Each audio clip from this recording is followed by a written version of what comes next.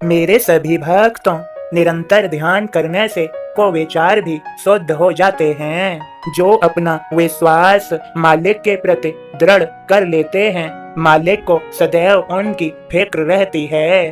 वो मालिक परवरदिगार अपने भक्तों का कभी भरोसा नहीं तोड़ते, सदैव अपने भक्तों को अपनी छत्र छाया में रखते हैं। भक्त पर संकट आने पर वे भक्त के संकट स्वयं हर लेते हैं। वे अपने भक्त को एक बच्चे की तरह, जैसे माँ अपने छोटे नन्हे बच्चे को अपनी गोद में उठा लेती है, बच्चे को रोने नहीं देती, ठीक उसी तरह वो मालिक अपने भक्तों को अपनी गोद में उठा करके उनके सभी कष्टों को आसानी से समाप्त होने तक महसूस नहीं होने देते, सदैव भक्तों की रक्षा करते हैं।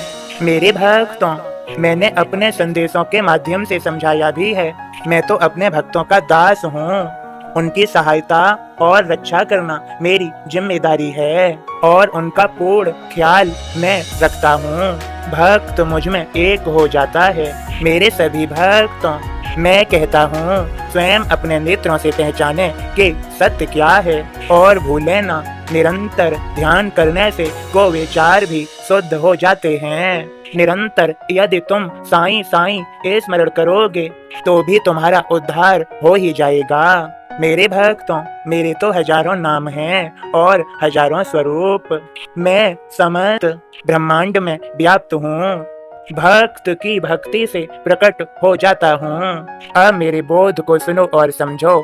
ओम साईं राम बाबा का बोध इस प्रकार है। पूर्व जन्म के पुण्यों के कारण ही साईं के दर्शन मिलते हैं।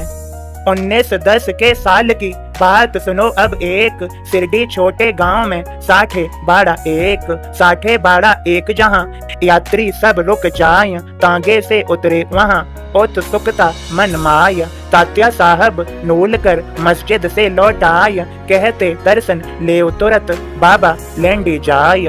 तभी वहां पहुँचे साईं भगत मंडली साथ, आड़ा धूली लौटते चरणों रखते माथ। रोमांचित आनंद मन नैनन अश्रु झराय, छवे बाबा की देख कर भूख प्यास बिसराय। आड़ा मन में सोचते चरण स्पर्श जो पाय, आत्म का उत्कर्ष यह नव जीवन में पाय। जैसे नाना के कारणे साईं संगत पाय, वंदन उनका मैं करूं ऋण कैसे चुक पाय।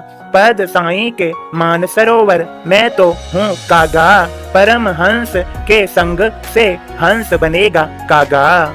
पूर्व जन्म के पुण्य का संचय आए काम, इस जन्म दर्शन मिले साईं छवि अभिराम।